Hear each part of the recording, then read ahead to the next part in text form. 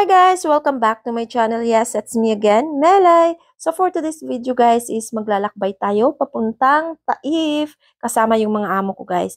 Pero bago yan, kung bago ka lang dito sa channel ko, please don't forget to like, subscribe, and hit mo na din yung bell notification dyan sa baba para updated kayo sa mga videos ko pang gagawin guys. So yun na nga guys.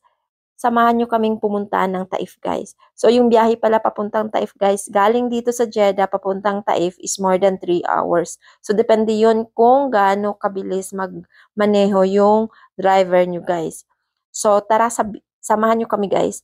Samahan nyo kaming tumingin sa mga bukid-bukid dyan, makikita nyo, habang naglalakbay tayo, guys. Tara!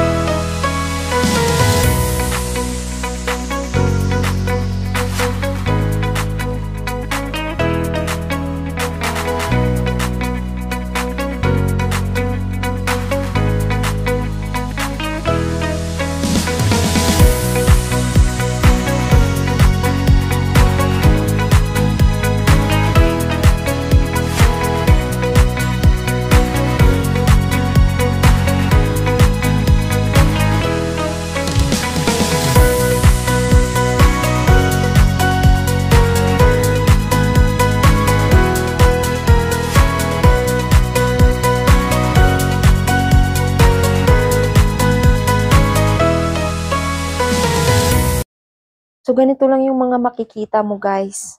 Kung papunta kayo ng Taif galing Jeddah, yung mga bundok dyan, guys, na napakaganda tingnan. Kahit bundok yan, guys. Kahit walang kahoy kang makikita. Pero napakaganda niyang tingnan talaga, guys. At yung mga bato niya parang mga kristal. Mga kristal, parang ang buhay na buhay yung mga bato dito, guys. Ewan ko kung ano. Minsan nga naisip ko, may gold kaya dyan. Kasi yung mga ano guys, yung mga bato dito, talagang kumikinang. Kumikinang yung mga bato dito guys, buhay na buhay. So yan yung makikita mo habang nasa sasakyan kayo guys. Yung mga bulubundukin dyan na nakapalibot. At yung ano guys, yung daanan dito is parang ano guys, malulula ka talaga. Mahihilo ka sa ikot-ikot. So, yan guys, yung makikita mo yan dyan. May zipline sila guys. At diyan nasa taas na kami, medyo nasa taas na kami ng bundok na yan. So, paikot-ikot lang yan siya guys. Hanggang marating nyo yung gusto nyong marating. So, tuloy nyo lang yung pagpapanood dyan ng mga bagandang bulong-bundukin guys na makikita nyo. Napakaganda talaga ng bundok na to. Kahit wala kayong makikitang kahoy dyan guys. Puro lang yan bato. Parang sinadya siya. Ewan ko kung talagang sinadya to. Parang sinadya talaga yung mga bato-bato. Yung pagka-file ng mga bato niya guys. Parang sinadya. Pero parang imposible naman kung sasadyain, di ba? Ewan ko, di ko alam. Hindi ko rin maitanong. So, yan nga, napakaganda niya talagang tingnan guys. So, enjoy watching!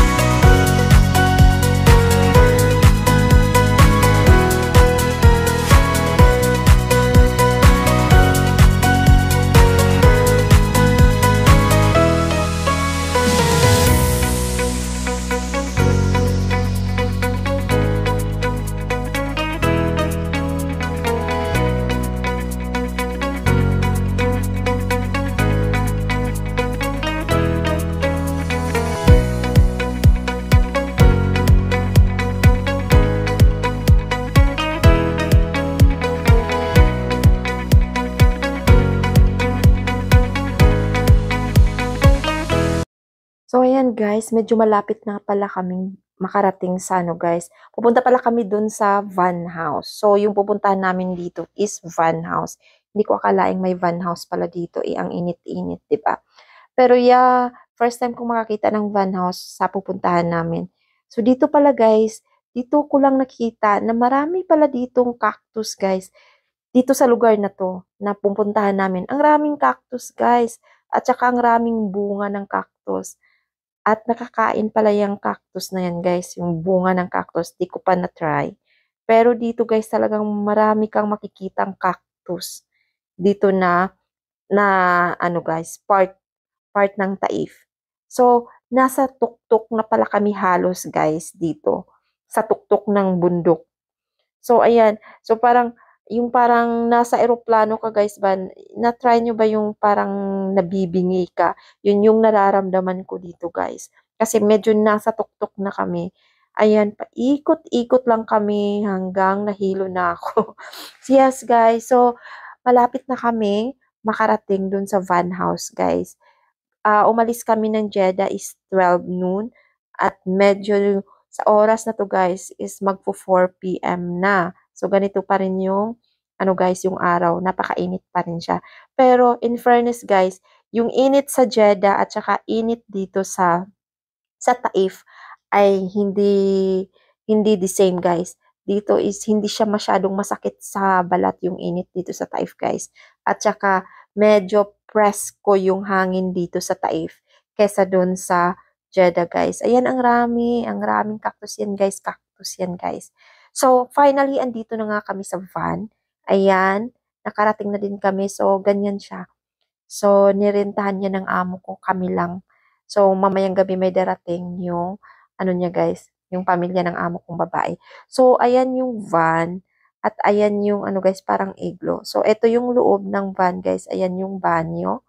Yan yung banyo guys. Oh yes, napakaliit. Parang baby lang yung ano. Tapos may medyong dining siya.